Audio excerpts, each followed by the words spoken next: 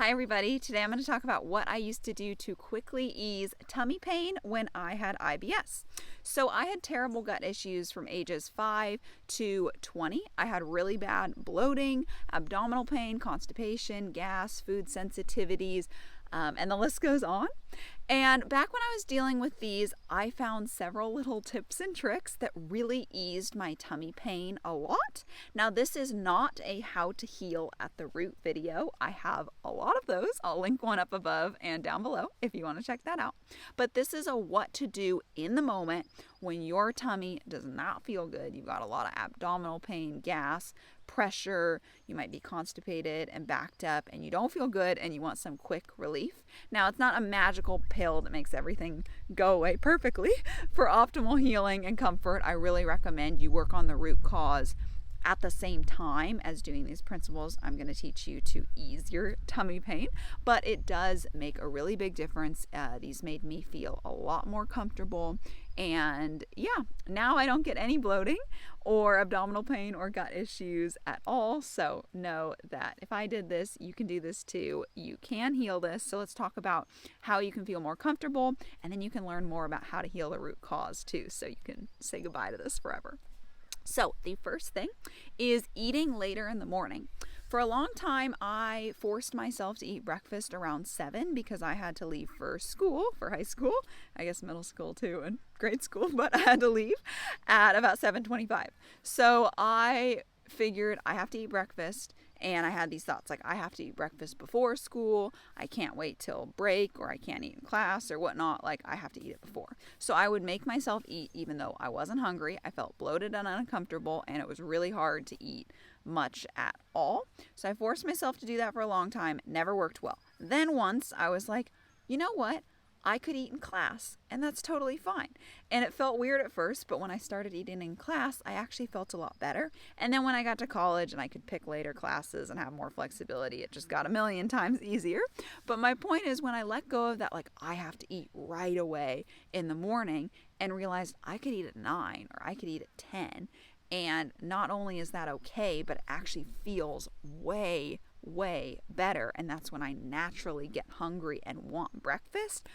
Oh my God, it made a massive difference. So realize that it's okay if you don't feel hungry when you first wake up, especially if you're waking up really early. Really tune into your body, experiment with different times, and see what works best for you. Because a lot of people with gut issues just feel better eating later in the day and having a little bit of this intermittent fasting. Now, you don't have to be strict about it and do like a 16-hour fasting window, 8-hour eating window. You can if you want, you don't have to, but just having that a little bit longer time overnight. So finishing your dinner a little earlier, eating your breakfast a little later will really give your digestive tract more time to heal, because it's not focusing on digesting. It can focus on repairing and healing different things that need to be fixed during that fasting time. Now, you don't have to go crazy, and everyone's going to be a little different. If you've got hormonal issues, if you've got thyroid issues, if you're stressed all the time, like don't go crazy on the fasting. It's not going to be a good fit for you. But just simply eating your breakfast later in the morning feels so much better. One more note there is it can also be really nice to do your workout at this time and work out like fasted in the morning and then eat. That really works well for me. I love doing that. I feel really ready for breakfast after that, and it really helped me back when I was dealing with gut issues. It moved things along when I was constipated. It just got rid of some of that bloat. It made me feel a lot better in the morning. So that might work well for you too. The second tip I have is not eating right before bed. I kind of touched on this already, but your stomach takes about 3 hours to digest your food and dump it all into your small intestine. It does this slowly, but still. So your stomach is still digesting things. That's why, especially if you have like acid reflux, if you eat right before bed, you probably get acid reflux pretty bad while you're sleeping or when you're trying to go to bed. So having like at least 3 hours before you go to bed that you haven't eaten can be really helpful. I remember that when I had bad gut issues, when I ate late, it would just sit like a rock in my stomach, and I would feel it the next morning. I felt so different when I just didn't eat too late, I didn't eat too much, and I would just feel a lot lighter in the morning. So don't eat too late. It's not going to sit well. You will get so much more flexibility when you're healed. I remember when I had gut issues, if I ate at 9, or if I ate at if I ate dinner at 9, like I was going to feel so bad the next day. Now there's times where that happens. It's not frequent, but sometimes something happens. I eat dinner later and I feel fine, and it's totally okay. So you'll gain more flexibility down the road, but while you're healing, avoiding eating too early or too late is really helpful. That brings me to the third tip, which is not overeating. When you overeat and just go past that point of I'm full, I should stop now, and you go, oh, but it tastes so good, I want more, and you eat more, that really doesn't work well on your digestive system. Your body was telling you to stop for a reason. You've had enough, and that's what your stomach can take right now. That's what your digestive system can take right now. So if you're ignoring that and you're dumping more food on, it's not going to end well. Think of it like a fire. So if you've made a fire before, when you're first starting out, you have to go slow, and you have to put like these little sticks on, and they have to be really dry, and you have to build the fire bigger, and then you can put bigger sticks on, and eventually it's roaring enough that you can put a log on, and the fire is so strong that it can take the log. But if you put too many logs, or they're too wet, on a fire too quickly, it will put out the fire. So your digestive fire is very similar. If you have a weak digestion, you have to be extra careful with this. Where somebody who has a really strong digestive fire, they can have more wiggle room. They can overeat a little bit. They can eat something kind of heavy and recover from it and burn it up. But if you have a really weak digestive system, you have to be really careful, because when you overeat, when you eat things that are hard on your gut, like if you drink like a iced beverage and have like bread and a lot of raw veggies, this is like the worst thing I could think of doing for your digestive system.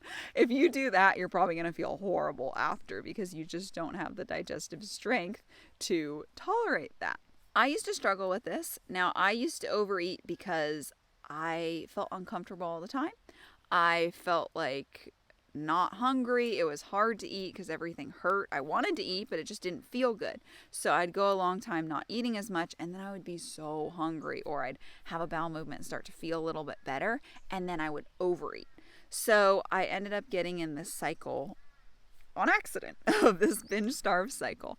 And in retrospect, I now realize that I wasn't getting satiated from my meals, and that was greatly contributing. So I was vegan vegetarian at the time. I wasn't getting enough protein in. I wasn't getting enough healthy fats. I wasn't getting enough nutrients. When you eat, your body is doing so that you can get building blocks to build things in your body, and like currency to keep your systems running properly. And that's nutrients. That's what you need. So when you don't get enough protein and nutrients and fat and carbs in your diet, then you're going to be not satiated because you haven't gotten what you needed, and you'll still want more. But protein is so satiating. It's really hard to overeat steak. So if you get enough protein in your meals, and you get enough healthy fats, and you focus on nutrient-rich animal foods, you'll feel a lot satiated, and it'll be a lot harder to overeat. It's really easy to overeat like carbs and dessert and sweets. So realize that this can be a really helpful tool. So focus on satiating your body, focus on healing your gut, and it'll be way easier to stop overeating. And when you stop overeating, you'll feel a lot better. Number 4 is having tea or a warm beverage with meals. The warmth just really aids digestion, and on the contrary, you want to avoid like iced drinks. That's going to be not very good on your digestion. So I always found peppermint tea especially soothing. I remember when my tummy just felt like awful and like crampy and painful and all that fun stuff, I would always reach for peppermint tea. It seemed to be the most soothing to me. Bone broth, coffee, or other teas all work great. I've had lots of clients who've had like apple cider vinegar water or lemon water that's warm in the morning, and that's been really nice for them. So yeah, just remember, warmth aids digestion. It kind of opens things up, and it just makes you feel a lot more comfortable.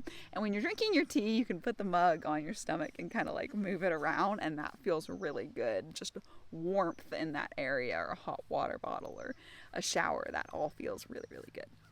Okay, my fifth tip is spacing your meals by at least 3 hours. So I mentioned earlier it takes about 3 hours for your stomach to break everything down and dump it into your small intestine. So you want to give your stomach an uninterrupted 3 hours to finish processing one meal before you add more food. Otherwise, you're going to have this mismatch of food that's been digesting for 2 hours, food that's been digesting for an hour, and then new food that has to be digested that hasn't even started digesting yet, and it just kind of messes everything up and slows things down in your stomach. So it's better to just let your stomach fully digest one meal, move it on, and then digest new food. And if you're having trouble waiting 3 hours between meals, again, it goes back to satiation. You want to make sure you're having protein, fat, and carbs in every single meal. You're getting your nutrients in, and that will help a lot, and making sure your meals are big enough. So yeah, make sure you're spacing your meals by at least 3 hours. This is really, really helpful. And the sixth tip I have is eating slowly. So don't rush too much. If you eat your food too fast, you're not going to break it down thoroughly again. Your chewing is one of the first parts of digestion. So it is very important that you're chewing your food thoroughly, that you're eating slow enough, you're not rushing through your meal. If you eat slower, you'll recognize that full cue sooner. You'll enjoy it. So you'll feel like, oh, I actually got to sit here and enjoy this instead of rushing through and then going like, oh, wait, I still want to eat. Like you already ate a lot. And also when you're eating really fast, you can end up accidentally swallowing a lot of air. And that can produce like more gas, or not necessarily gas. It's just like that air is like empty space that's just kind of bubbly and gurgly in you. It's really weird. But anyway, so I really recommend you eat slower. A lot of my clients have told me this helps them a lot too. So I would definitely do that. The seventh tip I have is warmth on your tummy. I guess I already said this a little bit, but when you're drinking your tea, I mentioned you can put the mug on your stomach, and that feels really good. A hot shower is really nice, a hot water bottle, and even just a pillow or a blanket over your tummy. I remember when my gut just felt really bad, I'd grab like a pillow or a blanket. It just like made me feel better. I don't really know why, but it's really nice. And yeah, so I found that that's something that brings a lot of comfort and just makes you feel a lot better. The eighth tip I have is don't disregard your urges for a bowel movement. If you have a bowel movement, that will relieve a lot. It will get rid of all those stools in there. It can help gas get out. It's a very relieving feeling. So if you have the urge to go, definitely honor that. Try to go to the bathroom. Give yourself some time. Don't put too much pressure on yourself. But that will help a lot. And you don't want to suppress like farts or burps either, because that's how you're getting gas out. They're really, really relieving. And I know there's social situations where you want to suppress that, but just try to minimize that. And when you can, like, let them out, it'll feel a lot better. Okay, the ninth tip I have for you is don't wear clothes with a tight waistband. Now, this is something that has always bothered me. I hate anything tight on my stomach. It just doesn't feel good. So I just opt for wearing things that are looser there. Now, if this doesn't bother you, you don't have to do this tip, but I've found especially during like flare-ups in the past, I would change clothes a lot of the time. I would even change from one pair of leggings to a different pair of leggings that was just less tight there. So anyway, just be mindful of that. Clothes that are tight on your abdomen might increase discomfort. So then the last tip I have for you is to sit and relax after a meal for at least 10 to 15 minutes. So this will help you to digest a lot better. You don't want to get up and rush and stress and move around a lot. You really need to just sit there so that you can digest your food properly. You probably remember when you were really little, people telling you that, like, don't get up and run around after lunch, like sit there and digest a little bit longer, or at least I had that when I was younger. But anyway, it is really beneficial. I noticed this helped a lot in the past when things just didn't feel good. It just helped them feel a lot better. So I really recommend you sit and relax and let yourself digest your food until you feel comfortable getting up. These all help you to ease the tummy discomfort in the moment, but they don't work on the root cause. And to really heal and make sure you get rid of these symptoms for good, you have to work on the root cause. So if you want to learn what the top 5 root causes for gut issues are and their cures, I will link a video on the screen and you can check that out. Thank you so much for watching, and I'll see you next time.